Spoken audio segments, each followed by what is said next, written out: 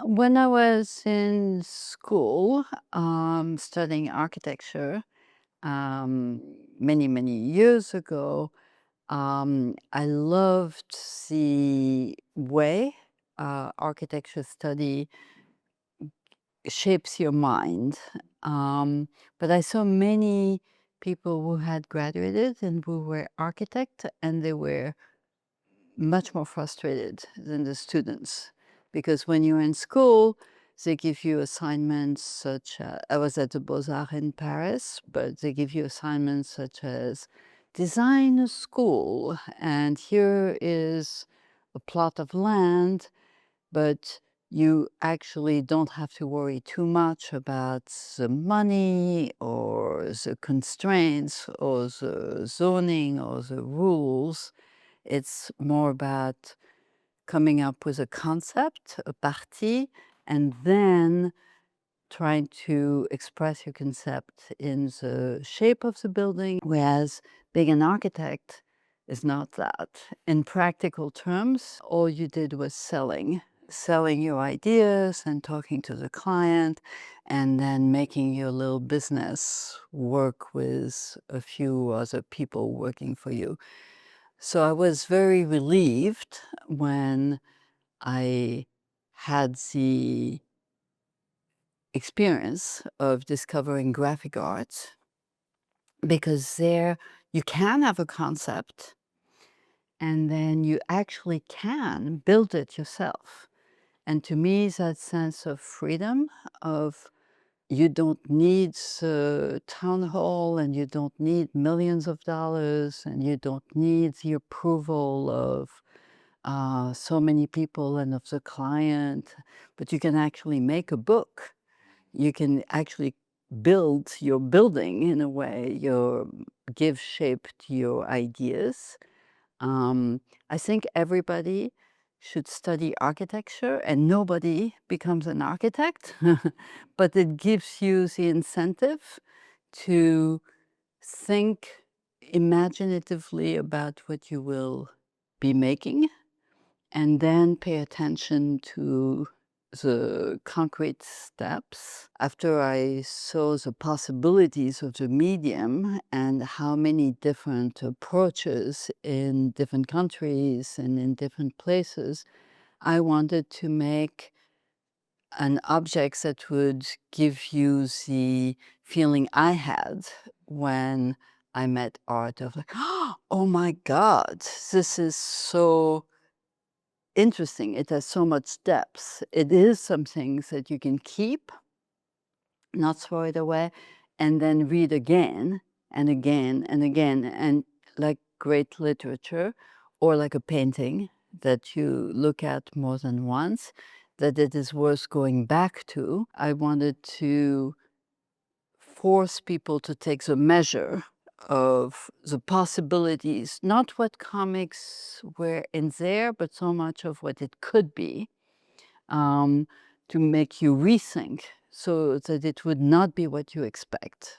When Tina Brown offered that I come to the New Yorker, my first reaction was actually no, um, for two reasons. One is the New Yorker was not interesting to me visually. It had very predictable covers and almost no pictures inside. Um, and the other was I'd always done everything for myself. And I thought, why do I want to be somebody's secretary? But then I realized, oh, two things. One, it's not like Tina is going to tell me what to put on the cover. It's a very broad mandate. She wants exciting artists, and all she knows about me is Raw magazine. So she wants something like this, where it's the artists themselves that and the approach. And actually, I realized that I went to the library of the New Yorker, and I realized that it had gotten very predictable in the 60s and 70s and 80s. the one that I had seen around when I arrived in the United States. But when I saw the magazine from 1925, 1930, 1940, and I saw the covers by Helen Argenson, by Mary Petty, by Peter Arno, by Konstantin Alajalov, by all those artists, that was incredibly exciting because it was narrative pictures and it was storytelling on the covers. And also, it gave me a sense of what people were wearing in the 30s and 40s and what the cars look like, but much more important, what made them laugh, what was the humor at the time, what was the prejudice, what was the racism, the sexism, all of the emotional tenor of what it was like to be in the 30s and in the 40s. And I realized, oh, there's an opportunity to do this tapestry of what it's like to be alive now with contemporary artists, because it's all narrative images on the cover of this magazine. And visual narrative can be very resonant emotionally, can carry prejudices or emotions in a way that written text is less conducive. You know, things change with time. So when I made the black on black cover, um, everything was happening very fast. It was heightened. I needed to send something to the printer. But before I could do that, I needed the okay from David Remnick for an image that was hard to describe and was quite subtle. If the alternative at the time would have been, for me, a catastrophe, because he was considering, let's put a photo on the cover. And that was not okay with me. But for him, he felt, oh, that's a way to mark the difference. But then it would have been like Time magazine or, and a real, so it was a lot of pressure. And all I wanted was, once I drew this and I knew this would work, is to get to the okay and to move on. And at that time, when he asked me who did this, I gave Art's name, thinking quickly that I hadn't thought about the credit when I just wanted the image, thinking that if I say I did it, he may not take it as seriously. And it may not have the authority. I knew it was the right answer. I just wanted it out. When I look back on what I have done, it's obviously a very hinge moment for me of really reconnecting to my own work. And it is a relief to be able to talk about it as something I did. Just not so much um, to get credit as much as to vindicate the work of editors as people who have an important role in the world, because I understand that, you know, it is by necessity, like an editor who puts herself forward is actually not doing a good job, because the job is to put forward the writer or the artist. But to other young people, to students, or for the historical record, it is important to acknowledge how fulfilling a role it is.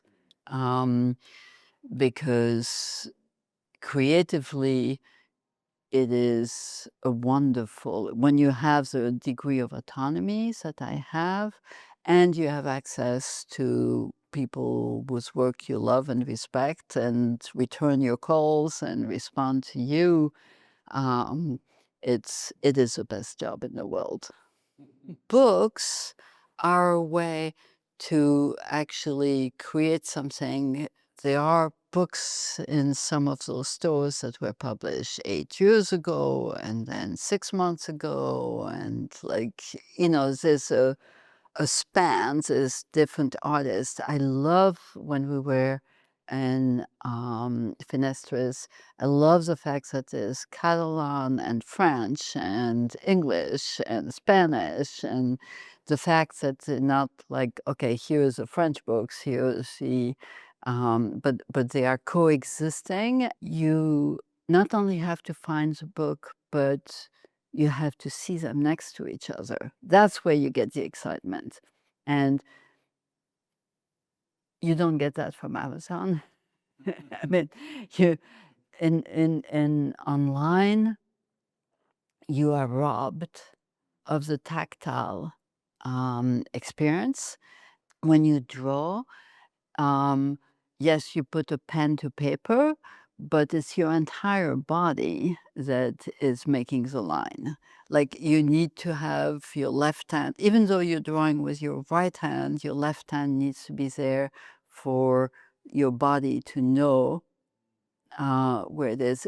It involves a tactile experience. When I was in the bookstore, I was smelling the books because a fresh book, it is so exciting to me. It has a fresh smell. When we were at Fat Bottom, we went to the back and they have silkscreen and they showed me the silkscreen equipment and they have a paper cutter, which I really almost cried because it's like I had the same paper cutter, which I don't have anymore. There is, for me, a tactile reality to a book, and there's the same thing that there was in Raw magazine or that there is at the New Yorker. It's not any one cover or any one artist. Is seeing all those different artists together and all those different books next to each other and seeing the diversity of approaches. I think bookstores, we felt very much that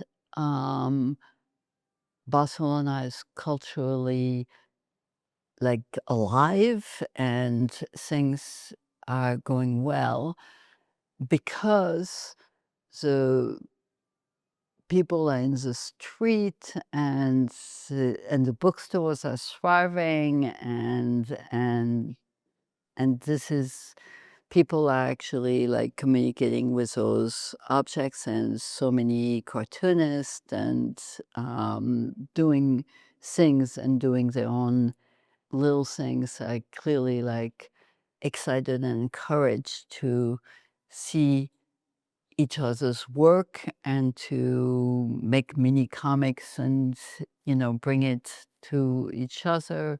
Um, that is the same as it was in a way when we started in this field, and I feel that there is a future because there's so many like young artists who are finding like they're not you can't get this kind of excitement from virtual reality or AI or any of those things.